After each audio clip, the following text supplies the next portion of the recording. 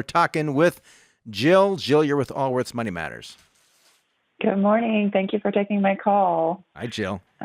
Very excited to be here, and it's a hard show to go after him. So I'm sure you'll be fine. Category. Yeah. I'll just kind of jump into my question here. Yeah, perfect. I'm a government worker. I am 47 years old. I'm single, and I don't have any children. And so I'm looking for advice on and I'm not married. So I mentioned that. State or federal? State. Which state? California. Okay, thanks. And those are all of your key questions. I noticed you ask almost all of your callers. We do. So giving you that background, and I know that's relevant. And so my decisions at 47, I know are important. And I'm not planning to get married, so I'm on my own here. So that's partially why I'm looking for some support and input. Obviously, as a government worker, my net worth is not high, but I'm planning on a pension, and I'm looking to retire as soon as I can. I'm definitely burning out. If I could leave the government, I think I would. Are you a safety worker? No. Okay, thanks. Nope. I work in conservation. And how many years of service? 21. Thank you. 21 years this year. So when I'm 55, I'm looking at about 30 years of work. So I'm like gauging to 55. And at 55, what percentage of your current salary will that pension make up? Well, I'm in a calculation category that's the old calculation. I'm looking at about 60% of my current salary at 55, and every year more it starts to add additionally. So every year more gets better, right? Yeah. That's why it's hard to. I'm burning out. So 55 is kind of like, I think I might look for another job at that point, part-time or something, but I'm kind of like, just working until it makes the most sense. And I know, any sooner won't make sense. And tell us about your financial assets you have. Do you have money in the 401k or 457? Yeah. So let me tell you. So I have a primary residence that I purchased in 2021. It's worth about $500,000 and I owe $440,000. So not great equity in there, but it's at a low 2.75%. And then I have a rental property that I refinanced in 2023. I've had it for about 10 years. And it's worth about $450,000, and I owe $305,000, and that's at a higher rate, 7%. Oh. So yeah, I know. I'm kind of waiting to see what goes on with rates because I'd love to get that down. Otherwise, why did you refinance that? I had debt, so it got me completely. So now I have no debt, and now I have an emergency savings. So I kind of had to dig out. Has your spending patterns changed such that you won't find yourself in the same position 5 years from now? Correct, and my income has gone up. Okay. Yeah, so I was able to use it for my best benefit. Yeah. Okay. So, and 403B, 450.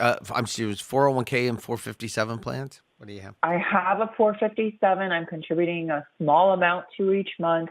I do have. It's in a Roth right now. So that's only 1% of my income a month. That's the most that I can do right now with the high cost of my mortgages. So I've been real stretched just over my adulthood, over the last 15 years. I've been furloughed a lot. It's just been really hard. And the housing market and everything has hit me.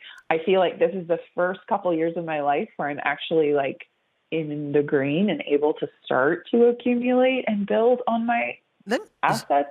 And so I guess are you asking us if you're able to retire at 55? Because I think that's where this conversation is going. I mean, that's one of my questions. Okay. I have a couple other ones. What are the other ones? Regarding life insurance and long-term care insurance, I've noticed you talk about that, especially when people have kids. Yeah. But I don't have long-term care insurance and I don't have life insurance. And so I'm wondering if I need to be considering that and building more into my budget. You don't need life insurance. Long-term care insurance, you're not there. You can't afford it. So and you're still a little young, but you can't I mean, afford it. and you're just saying that flat, but the reality is that industry has changed so dramatically over the last 20 years. There's 10% of the number of policies written today in long-term care that there was 20 some years ago. The market has shrunk. It's because the insurance companies. Yeah, if I got you a quote for a policy, you would just say, "Okay, great, Pat." Right. So because it's going to be probably $700-$800 a month. Yeah. So, all right. And what I are the was other told that questions? maybe it's better to save cash for get more equity into my property or save more cash flow so that when I need care, I have it saved up. Well, a perfect situation, yes. You have the cash flow and assets to cover whatever expenses. But the reality is most long-term care is actually provided by the state in which people live. Yeah. Okay. That's just the way it is. Thank you. And I hear that like people are like, well, they're so much worse than the private pay. My father was in both. They were both bad. I look forward to. Yeah. And what were your other questions? So then I tax strategies. So I hear you talking about that with higher, wealth level people, right? I noticed that without kids, this rental property has been really good for me. I'm starting to wonder more about as my income is increasing, right? So I'm probably going to get one more promotion and I'm going to have more monthly income on a W-2. Really tough tax situation for me. Yeah. My rental property Put more money in your 457. Yeah. Okay. It does exactly the same thing for you. The problem is you're at the highest risk level you should be with these two properties.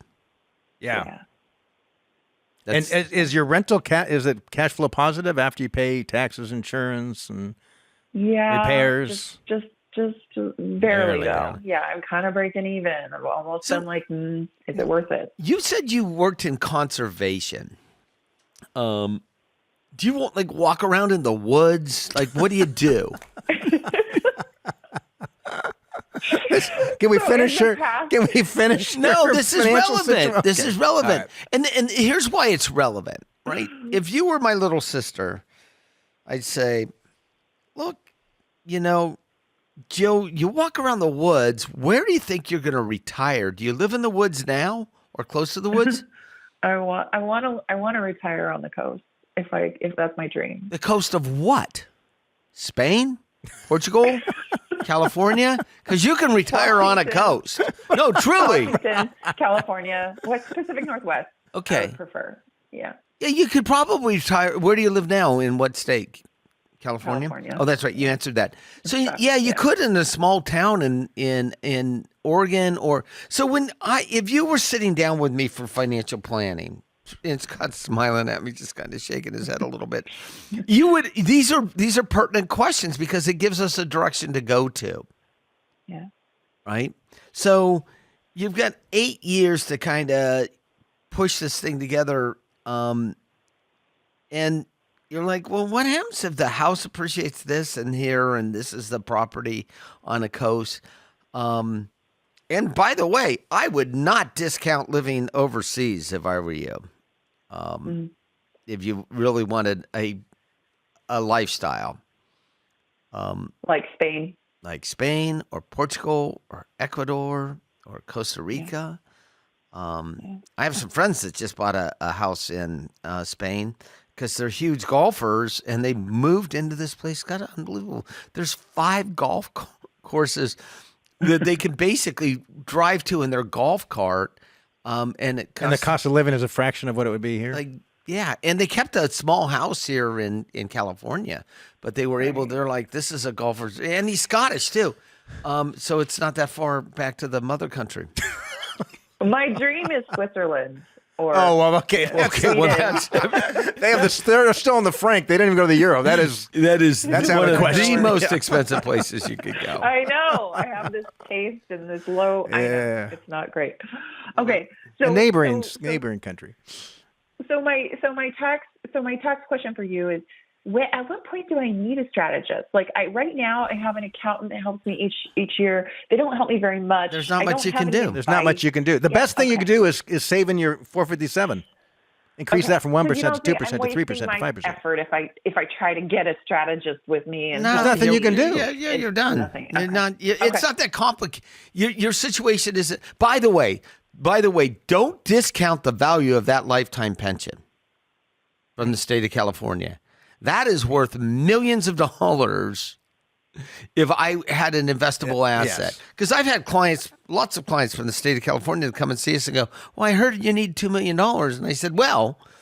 You actually have 1.2 in this pension, and then Yes, because if you look at how much money you'd have to set aside to provide that same amount of income, also known as the net present value of a stream of income based on your life expectancy, that's lots of money.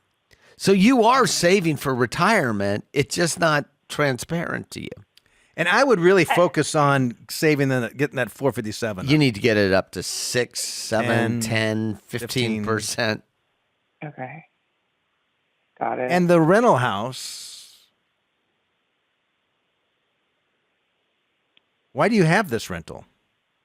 Well, because I lived in it originally. It was a primary residence. What'd you pay purchase, for it? And then my parents have had, they've done really well with rental properties. So I tried to hold on. I paid $245 for it. So now it's worth like $450. I'd hold it. It's I'd in the hold Bay it. Area. Like I couldn't ever buy it again. I'd So- hold it. I'd hold it. Yeah. I'd hold it. I'd look to see whether I needed to liquidate that house for the final, your primary residence in that rental, if and when you go to retire, to see where you settle.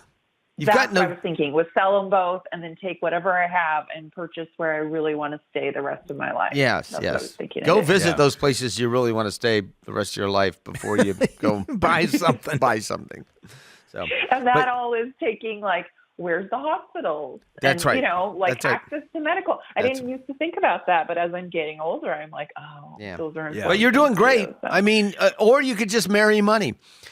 You got those two choices, but you want to get your savings up to 10%, at least 10% on Yeah. that 457. Because married money, it always works out well. Oh, I knew it Yeah. would be How the. does it? Yeah. No, That's yeah. That's the most happily married couples are the ones that married for money. Statistics show my it. God. Oh yeah. Oh, yeah. There's no divorce mean, there. No You guys infidelity. need a whole nother show for that because I'm fascinated. No, we're obviously we are joking. obviously joking. It will be the hardest money you've ever earned. Exactly my point. I'm doing fine. All right, appreciate the call. Keep up the great work. Thanks, Jill. Thank you for your help. All Have a right. good day.